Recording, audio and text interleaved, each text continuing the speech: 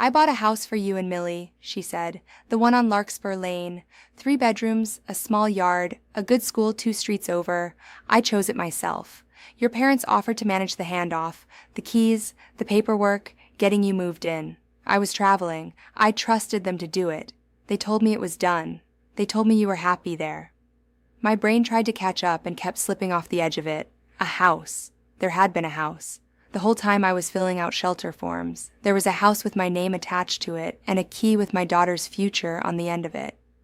"Why didn't you just tell me directly?" I heard myself ask. And I felt stupid the second it left my mouth, blaming the only person who'd shown up. My grandmother didn't flinch. "Because I trusted my daughter," she said simply. "Which was my error, Nora, not yours, never yours." She said it in a way that closed the subject, and I let it close because I needed it to. Then she stood, walked a few feet away where Millie couldn't hear, and made 2 quiet calls. I only caught fragments, full history, lease dates, deposit account, payout records. Yes, today. When she came back to the booth, she didn't sit like a woman settling in. She sat like a woman about to stand back up. "You're not going back to that shelter," she said. My pride tried to lift its head and argue.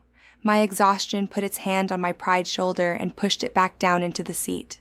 "Okay," I whispered, and it was the most honest word I'd said in months. An hour later, Millie was jumping on a hotel bed like it was the single greatest invention in human history. She discovered the tiny wrapped soaps and smelled one and declared, with total authority, "This smells like a rich grandma." She wasn't wrong. My grandmother stood at the window with her phone, watching the traffic below the way a general watches a map. She didn't tell me everything that night. She didn't need to. The point wasn't the details yet. The point was that something was in motion, and for the first time in half a year, it was something I didn't have to push up the hill alone. That night, after Millie was asleep in real sheets with her stuffed rabbit tucked under her chin, my grandmother sat at the little table by the window and finally spoke again. "Your parents are hosting an event," she said. My stomach tightened on reflex. What kind of event? Their 35th anniversary, a rented ballroom, relatives, speeches, a photographer, the full production. She said production the way you'd say the name of a disease. Carol has been planning it for months. She loves an audience. When? Saturday. She turned from the window. And we'll be there. She didn't say it like a threat. She said it like a fact that had already finished happening somewhere in the future and was simply waiting for the rest of us to arrive. Saturday came the way dread always comes, too slow, then all at once.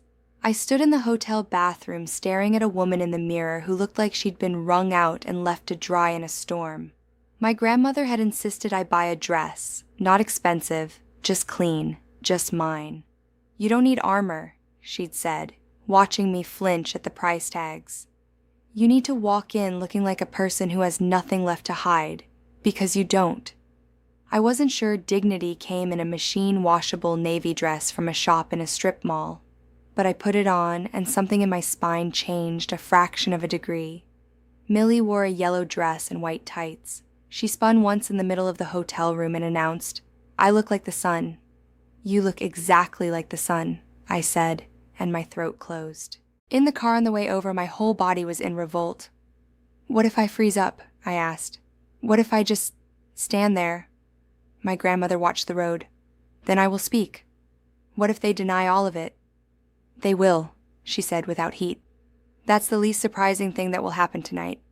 "What if everyone in that room thinks I'm the—" I stopped. I didn't have the word.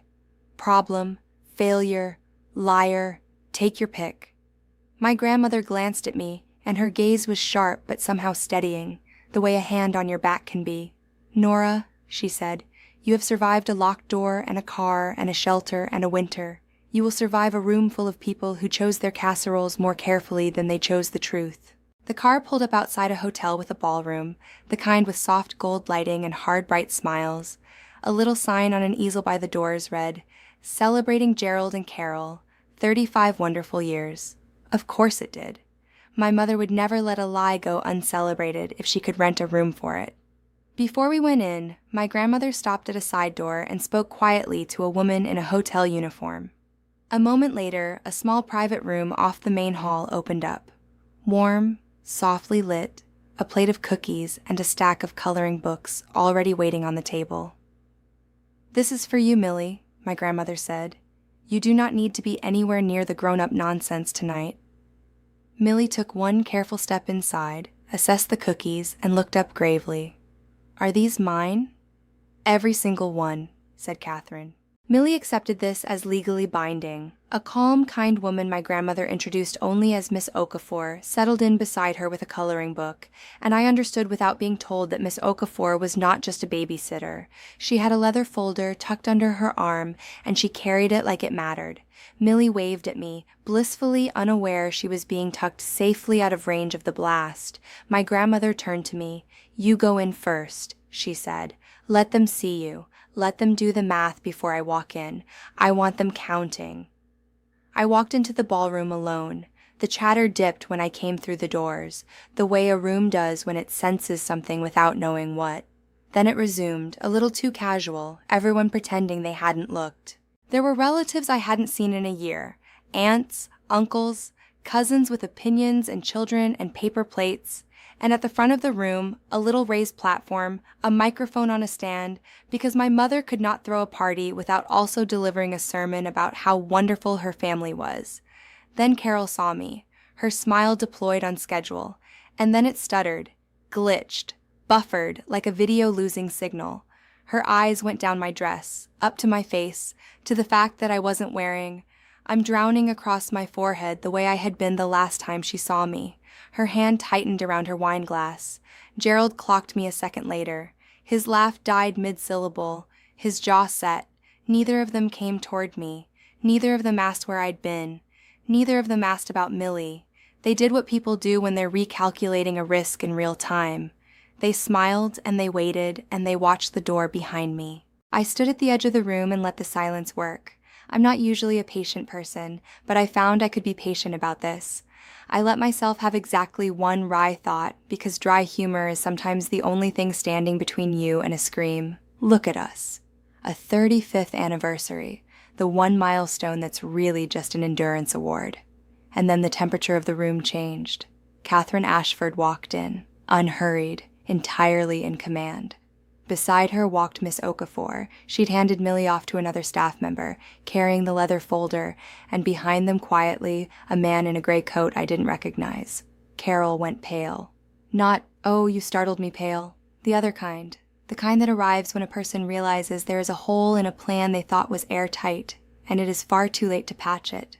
Gerald squared his shoulders and lifted his chin, arranging his face into wounded dignity before anyone had accused him of anything. He'd always been able to look like the victim faster than the actual victim. My grandmother nodded pleasantly at a few relatives, kissed an aunt's cheek, accepted a compliment on her coat. Then she turned, gently, to my mother. "Carol," she said, warm as ever, "before the speeches, I'd like to clear up one small thing you told me on the phone." The room quieted. Not because anyone cared about a phone call, but because everyone in that room could feel weather coming, and my mother's face was the barometer. "Of course, Mother," Carol said. Her smile was still up, but it had started sweating. "You told me," my grandmother said, "that Nora was living happily in the house on Larkspur Lane, settled, thriving. Do I have that right?" Well, yes, she..." Carol laughed, a fraction too fast. "You know how she..." "Let's not do this with guessing," my grandmother said, and though her voice never rose, it landed on the room like a hand on a table. "Let's do it with facts." She nodded to Miss Okafor, and here's where my grandmother did something I'll never forget. She didn't put anything on a screen. She didn't dim the lights or run a slideshow. She did something quieter and somehow much worse. Miss Okafor opened the leather folder and simply began handing single sheets of paper around the room, passing them into the hands of aunts and uncles and cousins, making every person hold a piece of it. "That first page," my grandmother said, "is the deed. I purchased that house 11 months ago, for Nora, and for my great-granddaughter." Paper rustled. Somebody's eyebrows went up. "The second page is the key release log from the property manager." She let it sit. "The keys were signed for by Carol, 11 months ago, not by Nora. Nora has never held those keys. Nora has never set foot in that house. Nora didn't know it existed until I found her yesterday morning." The word "found" did something to the room. People started to shift. "The third page," Catherine went on, and the man in the gray coat stepped forward now, "is a rental listing. That house, the house I bought for my granddaughter, was advertised as a furnished rental 9 months ago. This gentleman is Mr. Prentice. He manages the property. He'll confirm it." Mr. Prentice cleared his throat. "The home's been tenanted since spring," he said quietly, to the room. "Lease is legitimate. Tenants are good people. They pay on time." He paused, clearly wishing he were anywhere else. "The rent's been going to an account on file. The account holders are—" He glanced at his notes, though he didn't need to. "Carol and Gerald." The whole ballroom seemed to inhale at once. "Let me be very plain," my grandmother said, and now she turned so the entire room could see her. "Because I don't want anyone leaving here tonight confused about what happened. My daughter took the house I bought for a struggling single mother and her child. She rented it out to strangers, and she has been personally collecting that rent every month for the better part of a year, while that same single mother and that same little girl slept in a car and then in a shelter." A woman near the back said, out loud, to no one, "You have got to be kidding me." Gerald snapped first. He always did when the room stopped believing him. "This is completely inappropriate," he barked, striding forward. "This is a celebration. You don't air family business in front of—" "Yes," my grandmother said, turning to him unbothered. "That's precisely why I chose to do it here. You built a stage, Gerald. I'd hate to waste it." Carol found her voice thin and scrambling. "We were going to tell her. It was only ever temporary. We were holding it. We were managing it for her. Temporary," my grandmother repeated softly, and the word had teeth in her mouth. Her eyes flicked just once toward the side door where Millie was safely tucked away with her cookies. "You put a 6-year-old on the floor by your front door and locked it behind her. You watched your granddaughter walk into a shelter."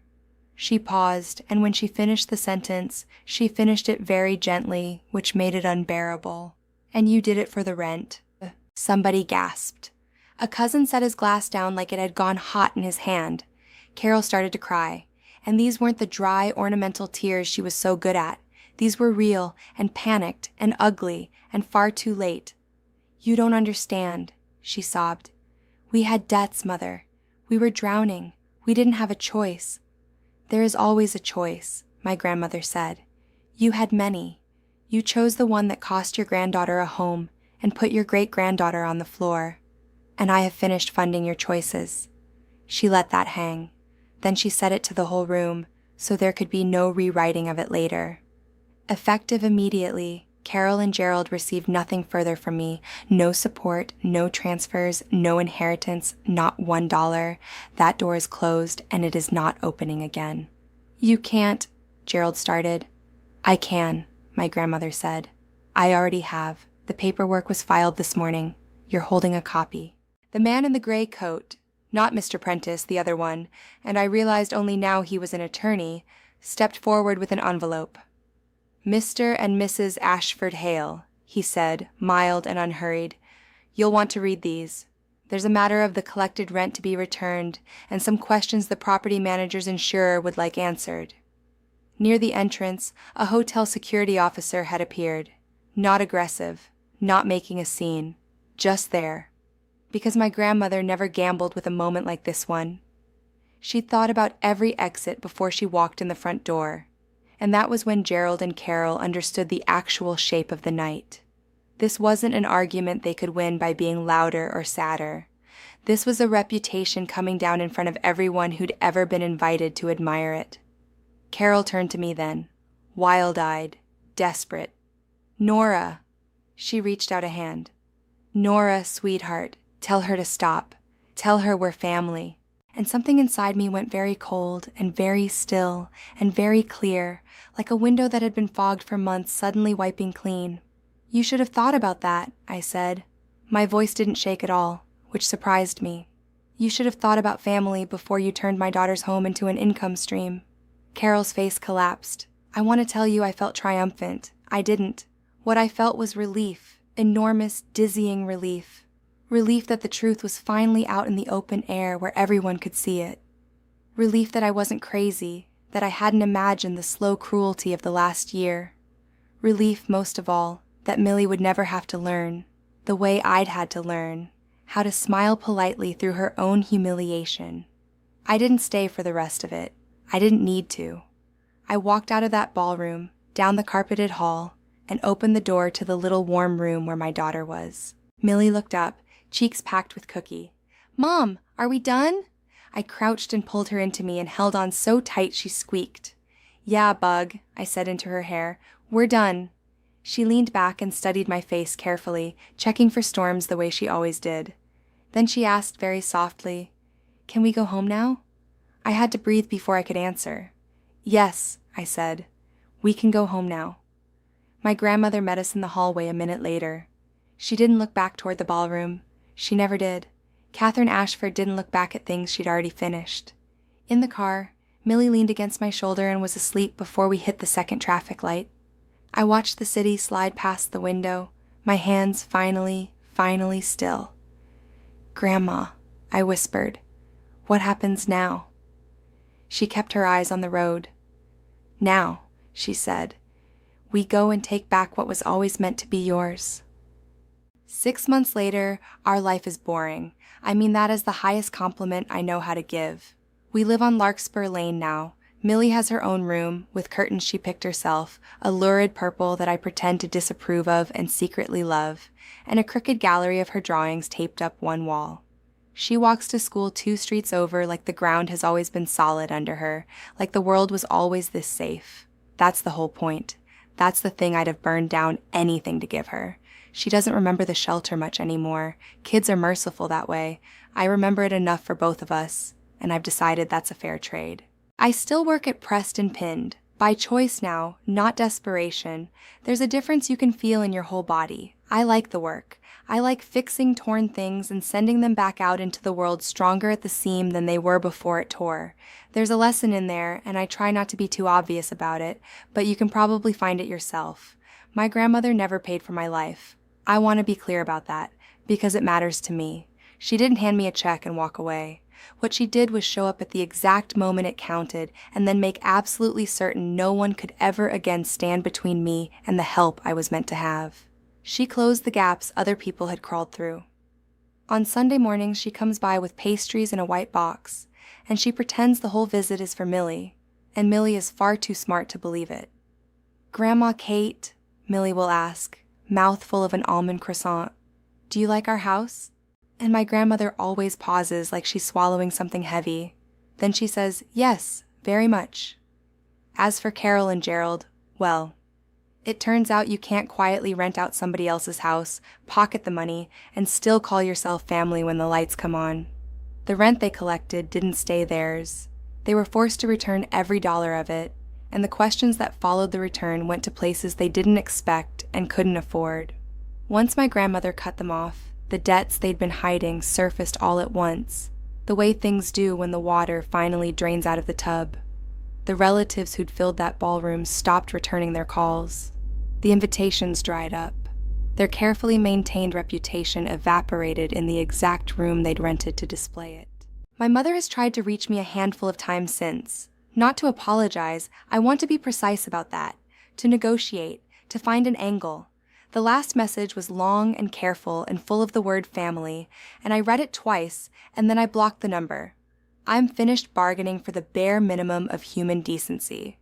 It's not a thing you're supposed to have to earn from your own mother, and I've stopped pretending otherwise.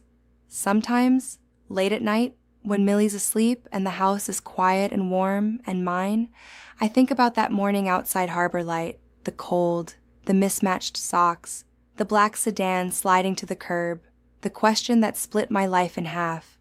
Why aren't you living in your house on Larkspur Lane? I didn't have an answer that day. I have one now. Because some of the people who were supposed to protect me decided I was worth less than a monthly deposit, and one person decided I wasn't. The bridge to that first group is burned. I lit it myself, and I'd light it again. The bridge to the second, I cross it every Sunday morning for pastries. So let me ask you, did my grandmother do the right thing, exposing it all in that ballroom, in front of everyone, cutting them off completely? Or did she go too far? Tell me in the comments. I read them. And if this story got its hooks in you, subscribe. Because the bridges around here stay burned, and there's always another one going up in smoke.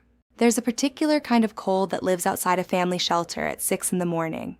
It isn't just weather. It's a temperature the building seems to make on purpose. Like the sidewalk itself wants you to know you don't belong to anything warm anymore. That's where I was standing the morning everything changed. Outside the Harbor Light family shelter, holding my 6-year-old daughter's hand, watching my breath turn to smoke, when a black sedan pulled up to the curb like it had taken a wrong turn out of a much better life. The window came down. My grandmother looked at me, then at my daughter, then at the sign above the door, and she said the sentence that cracked my whole world open like an egg.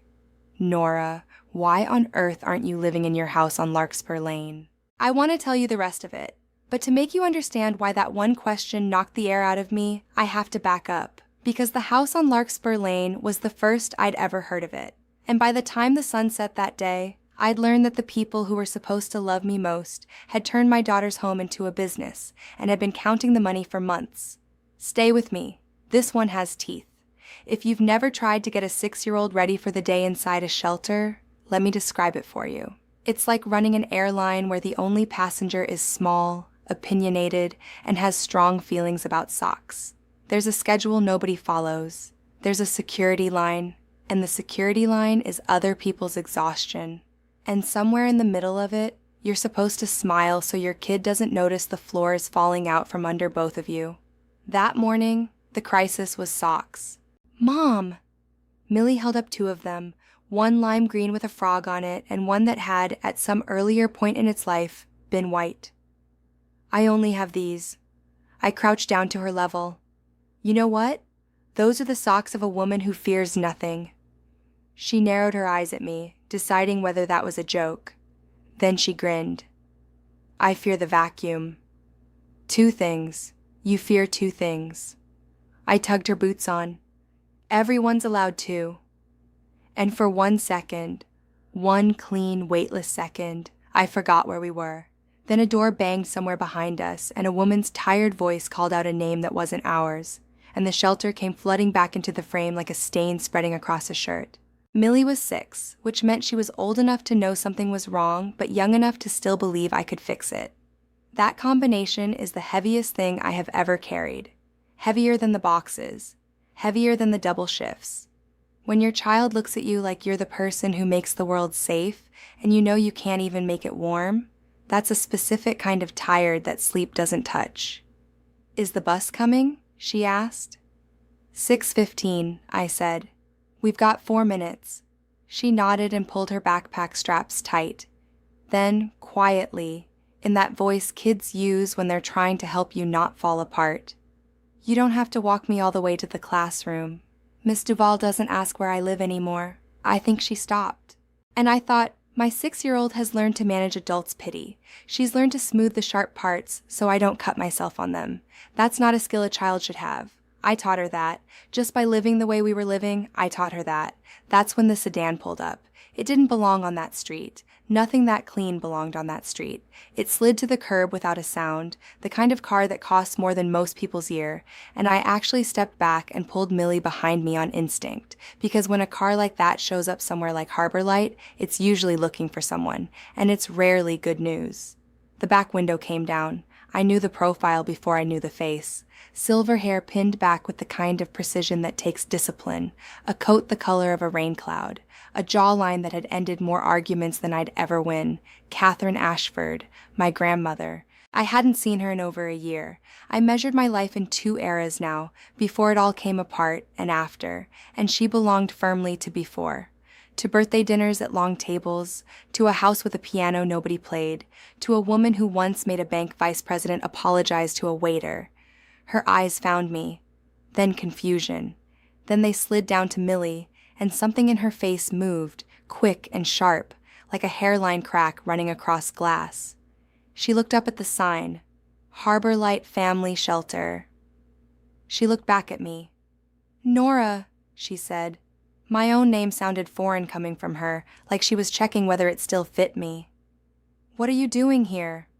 My first instinct wasn't shame exactly. It was the animal need to not be seen, to disappear, to be anywhere but caught. "We're fine," I said, which is the reflex lie of every exhausted woman alive. "It's temporary. We're okay." Her gaze dropped to Millie's mismatched socks, then to my hands, chapped raw from cold and cheap soap and too much life crammed into too few months. Her voice went lower, almost careful. "Nora, why aren't you living in your house on Larkspur Lane?" The sidewalk tilted. "My what?" She didn't repeat it like I was being slow. She repeated it like she was afraid I might faint. "The house. On Larkspur Lane." "I don't have a house," I heard myself say. My heart was slamming so hard I could feel it in my teeth. "I don't have a house, Grandma." She went very still, and if you knew Catherine Ashford, you'd know that stillness was the loudest thing she could possibly do. When my grandmother went quiet like that, it meant something behind the scenes was already breaking. Millie tugged my sleeve. "Mom." A whisper, hopeful, and it just about killed me. "Do we have a house?" I looked down at her, those enormous eyes. "No, baby," I said gently. "We don't." My grandmother did something then that I had never once seen her do. She opened her door, stepped out onto that filthy sidewalk in shoes that cost more than my rent used to, and she crouched down. Catherine Ashford did not crouch. She was a woman other people rearranged themselves around. But there she was, lowering herself to my daughter's height on a cracked curb outside a shelter. "You must be Millie," she said. Millie nodded, suddenly shy. "Are you my grandma's mom?" "I'm your great-grandmother," Catherine said, "which makes me very old and very rich, and I intend to be useful to you on both counts." Then she stood back up, and when her eyes met mine, they'd gone sharp again, sharp as a scalpel. "Get in the car, both of you." "Grandma, in the car, Nora." There was no argument in her tone. There was no door left open for one. Millie looked up at me, small and steady. "Mom, it's okay." And the fact that my baby was the one reassuring me was the thing that broke the last of my resistance. I nodded. Millie climbed in first, hauling her enormous backpack, and I slid in beside her, still half expecting a hand on my shoulder, someone telling me this whole thing was a mix-up. The door shut. The silence inside that car was so plush it felt expensive. My grandmother didn't drive. She sat with both hands on the wheel and stared straight ahead. Then, in a voice as calm as still water, she said, "By tonight, I will know exactly who did this." My stomach dropped through the floor of the car. She lifted her phone, tapped once, and said, "Adrian, pull the file on the Larkspur Lane property. I want to know who holds the keys, who has been inside it, and whether one single dollar has been collected against it. Today. Money." The word landed like a stone in cold water and sent rings out through everything I thought I understood. I stared at the side of her face, and I realized I wasn't just embarrassed anymore. I was standing at the edge of something much darker than embarrassment, and I hadn't even known it was there. 6 months earlier, if you'd told me I'd be living in a shelter with my daughter, I would have laughed. Not because I thought it couldn't happen to anyone, but because I was sure it couldn't happen to me. That's a dangerous kind of confidence, by the way. It doesn't protect you from the fall. It just makes the fall louder when it comes. Back then, I was still working at Pressed and Pinned, the dry cleaner and alteration shop 3 blocks from my parents' place. My whole job was fixing other people's clothes, taking in a wedding dress 2 sizes, letting out a suit for a man who'd finally admitted his age, hemming, mending, patching, pinning. I was good at it. I could look at a torn seam and know exactly where it started to go. I could do it for everyone except myself. That's the joke of my life if you want one. Professional mender. Personal disaster. I moved in with my parents after Millie's father left and the numbers stopped adding up. It was supposed to be temporary. It always starts with the word temporary. Temporary is the trapdoor word. People say it right before the floor gives out. My father, Gerald, had a voice like a public radio host. Low, reasonable, warm around the edges. When Gerald said something, it sounded true whether it was or not. My mother, Carol, had a smile that could pass for kindness if you didn't look at her eyes. I call them Gerald and Carol now. Mom and Dad stopped fitting somewhere along the way, and I don't force words that don't fit anymore. "Stay as long as you need, sweetheart," Carol had said, back when I first showed up with my life in the trunk of my car. Family holds family up. That's what we do. I should have listened for the fine print. There's always fine print. But I was tired and grateful people don't read closely. For a while it worked. Millie slept in my old room. I paid what I could. I did the dishes, the laundry, the runs to the store. I kept my head down and my mouth shut, and I told myself I was earning my keep. Then the comments started, not big ones.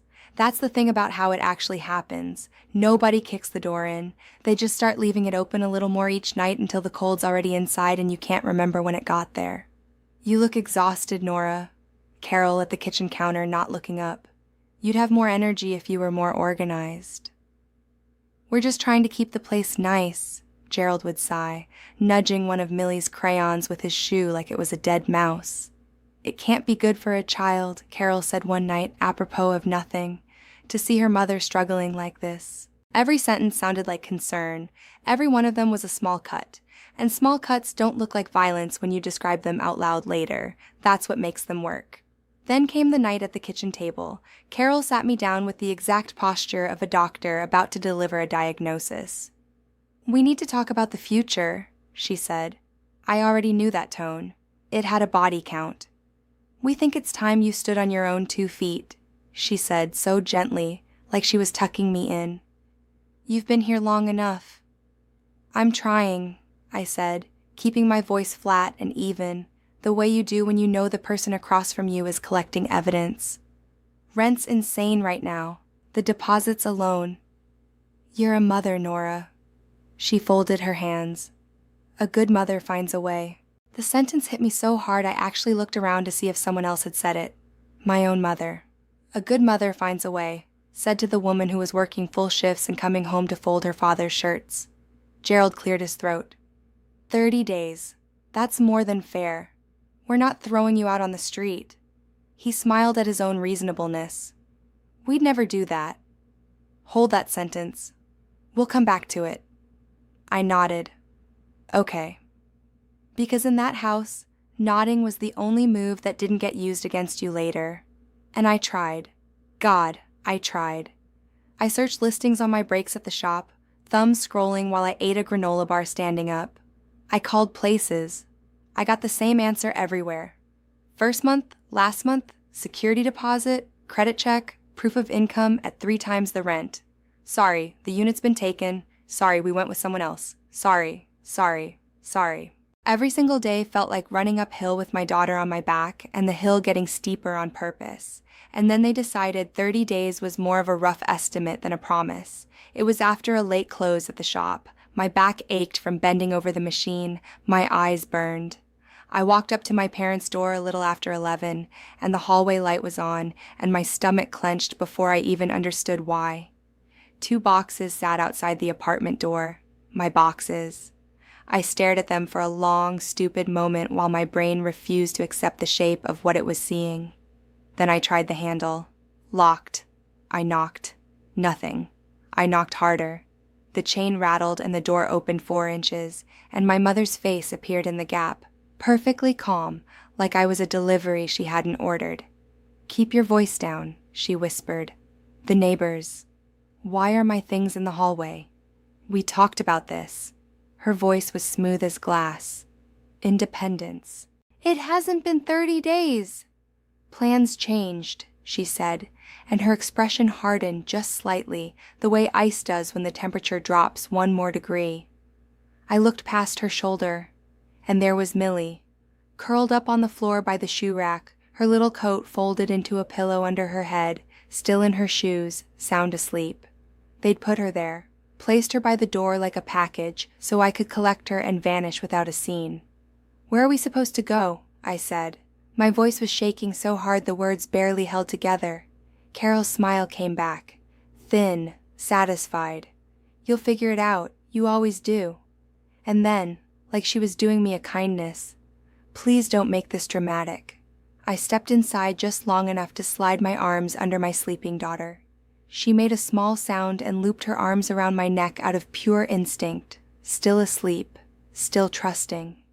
As I backed out into the hall, my mother's hand was already on the door. It closed with a soft final click, not a slam. A slam would have meant she felt something. This was worse. This was tidy. In the stairwell, Millie stirred against my shoulder. "Mom?" "It's okay, Bug," I lied, the lie coming out automatically, the way it does when you've had practice. "We're going on an adventure." I put the boxes in the car. I put Millie in the back seat under my coat, and then I sat behind the wheel in the dark and didn't drive anywhere for a long time, because I didn't have anywhere to go, and that fact was so large it filled the whole car. I don't remember most of that first night. I remember streetlights. I remember the specific way my hands wouldn't stop trembling on the wheel. I remember Millie asleep across the back seat, curled up like a comma, and me thinking, on a loop that wouldn't stop. How? How did this happen? How? The next morning I did what I always do. I tried to fix it.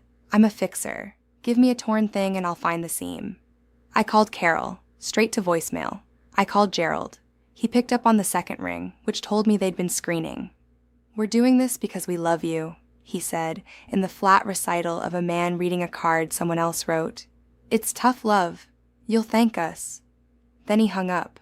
I went to work anyway, because the rent I didn't have wasn't going to conjure itself. I let out a man's trousers and took in a girl's confirmation dress, and I smiled at the counter, and nobody could tell that I'd slept in a Honda. That's a skill too.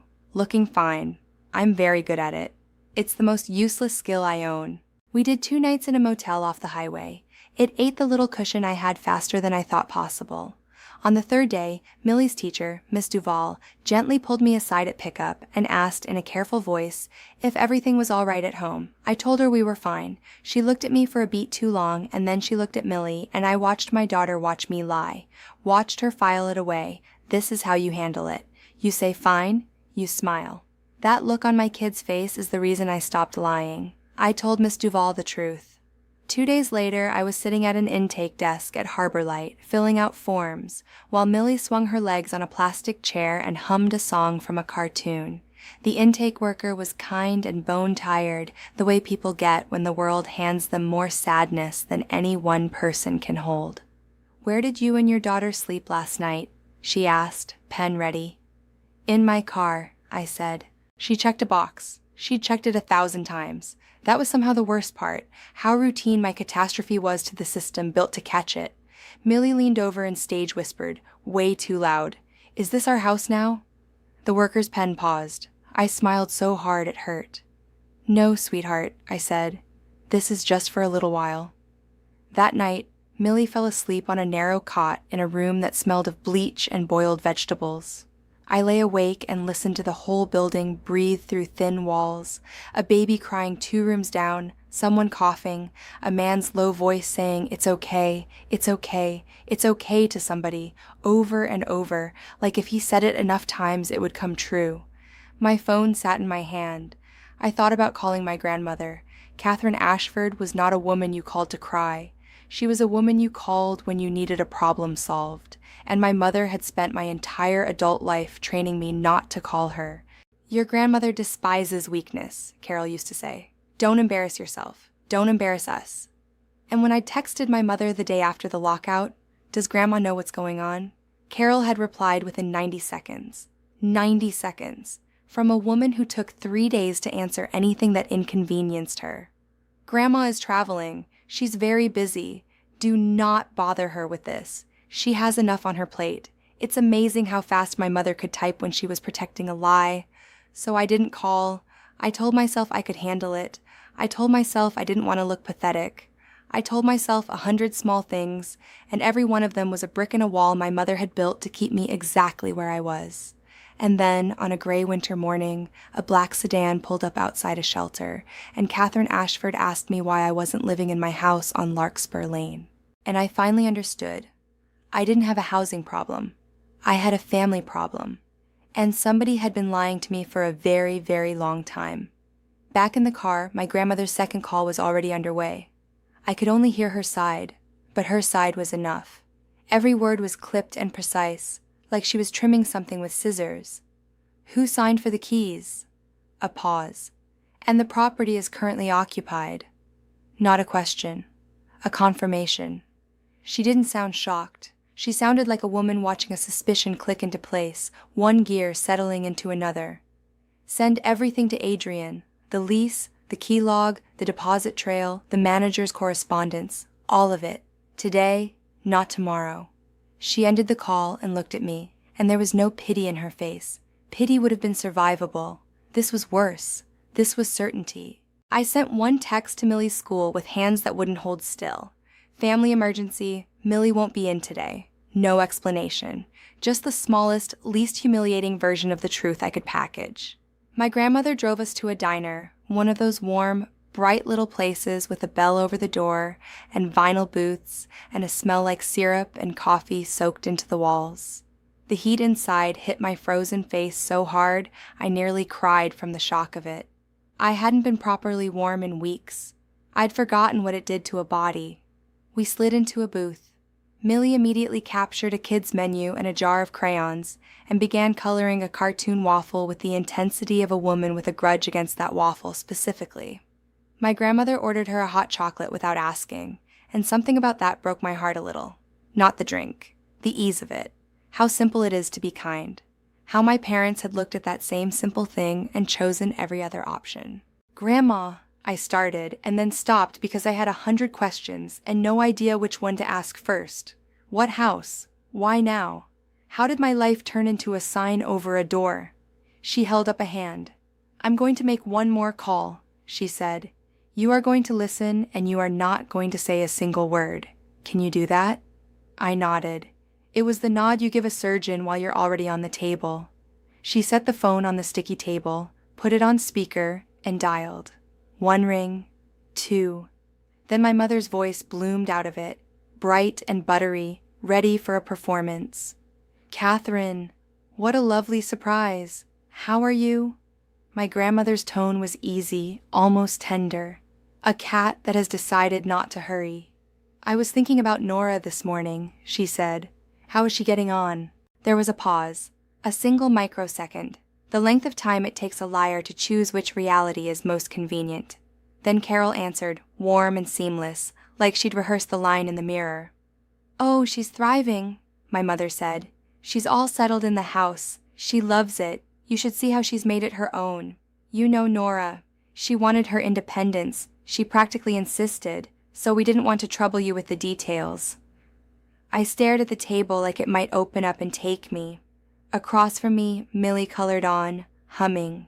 She didn't understand the words, but she understood the temperature of my face because she glanced up once, read it, and started coloring harder, pressing the crayon down like she could scribble the whole problem into the paper and out of existence. My mother kept talking, filling the silence with cheerful debris. How busy she'd been, how proud she was of me. How family is everything really at the end of the day. My grandmother let her. She never rushed a liar. She gave them all the rope in the world and watched what they built with it. Finally, Catherine said very warmly, "That's wonderful to hear. Thank you, Carol." And she ended the call. The diner sounds rushed back in. A fork on a plate, the hiss of the grill. "So she knew," I said. My voice came out strange. She knew the whole time. My grandmother folded her hands on the table.